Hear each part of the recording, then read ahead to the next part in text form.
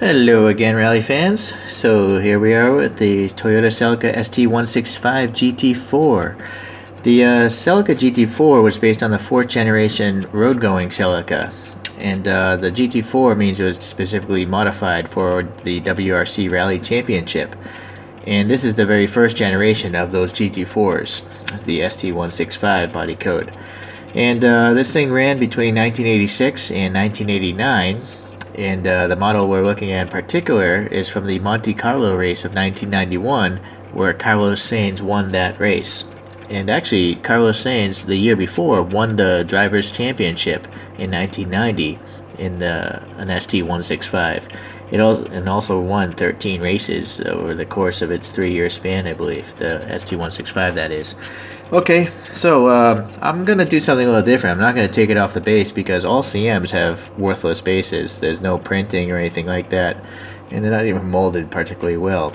But the reason why is I want to compare it to the Pop Race ST185, which is the successor to this car. But let's first start with this one.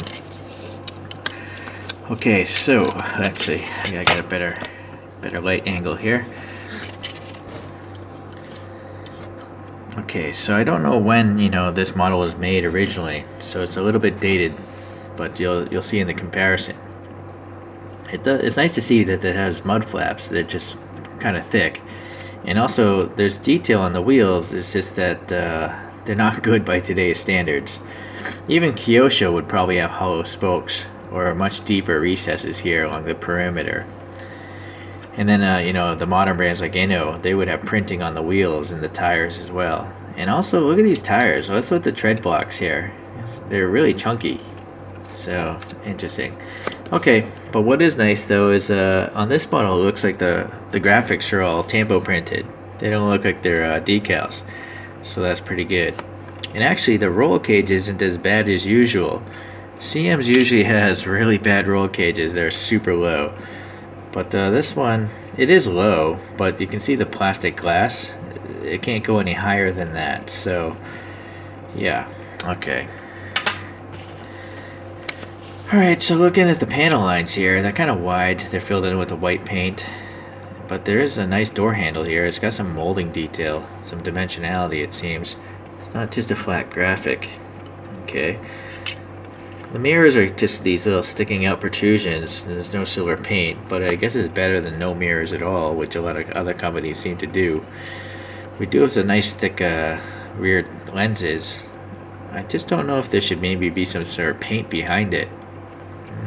Maybe like some silver paint or something, right? The printing here on the back says turbo 4-wheel drive for that 2-liter turbo. Toyota, Celica, the license plate is great. The exhaust tip is pretty lame, but most CMs suffer this problem. They don't have any dimensionality to them. But at least it's painted silver, so that's good. Okay, on this side, anything wrong? I don't really see anything wrong, so printed as well as it could be, I suppose.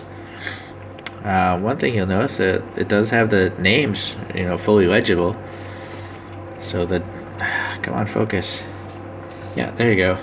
Carlos Sainz is the driver there. And Luis Moya is the guy calling out the turns. Okay. You know what? It looks like this red might be a decal. Under such extreme magnification, you can see it's kind of wrinkly. But the white paint is smooth. So maybe this red thing is a decal. Couldn't tell with the naked eye. Okay. Let's see the front here. So we got some inserts here in these pop-up lamps. This is black paint down here, and then we got a groove in here as well. Look at this groove for the underneath, ribbed as well. So yeah, black paint. Not bad for the details there. The wiper blades, they're painted black and they're molded into the windshield. They're pretty good moldings. I think it looks pretty good. And then as usual, you have a black interior, so you can't see much, but they did actually add decals of the seatbelts. Right? So that's a nice touch to have those seatbelts in there. In the back, is there a spare? Sometimes there's spare wheels. Yes, look at that. Might be hard to see. There's a tread, so now you know what the tread looks like. And we got the, Trying to see if there's anything else. No. So anyways, I'm guessing this whole silver back thing must be like a big fuel tank, because there's like a tube running here. So this graphic here is probably the fuel filler cap, and maybe it runs down to that tube and this is like a fuel tank. I'm just guessing. I don't know. This car has Marlboro sponsorship. Marlboro, you know, the cigarettes. And the real car does have the text written on it, but it seems like CM's is censored the text. It's not on the actual model, although it is on the actual car. And also, we got these bumps here. I think maybe these are clearance bumps for the helmets.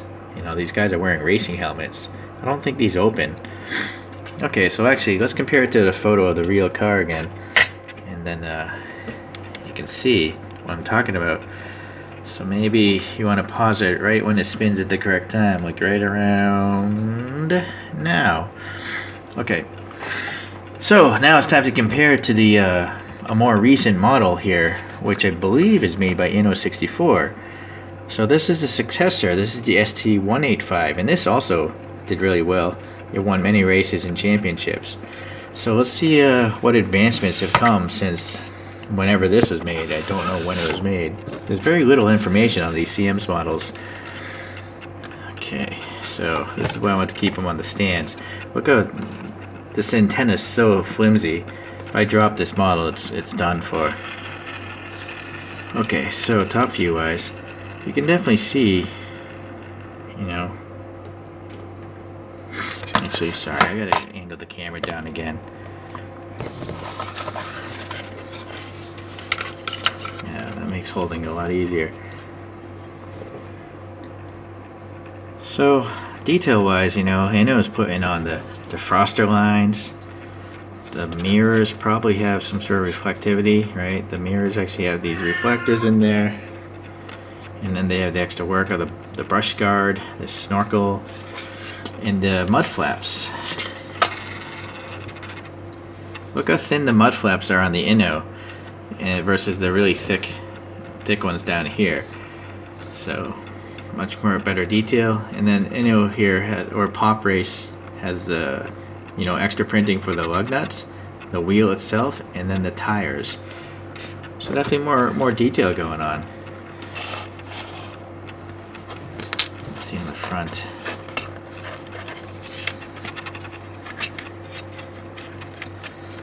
Unfortunately, the bases aren't the same length, so it's kind of hard to hold, and the camera doesn't know where to focus.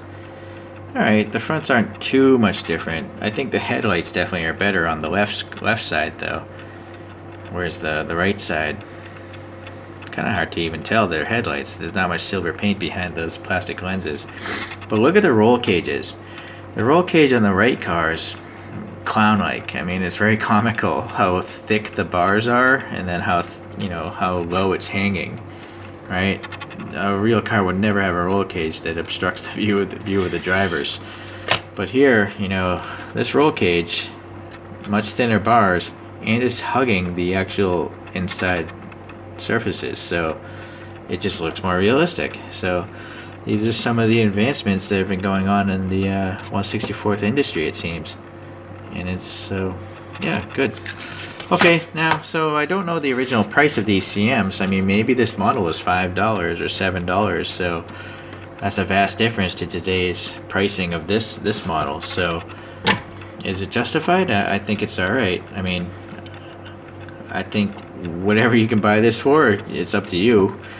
But I think it's a pretty good deal, I think for the time, even though I don't know exactly when this series came out, it's got to be at least 5 years ago, maybe 10 years ago. And so, for me, it seems alright. I'm okay with it. So, I added a little bit more history to my collection here of the Toyota's success in rally racing. First gen, second gen. Alright then, I'll see you guys around. Thanks for watching.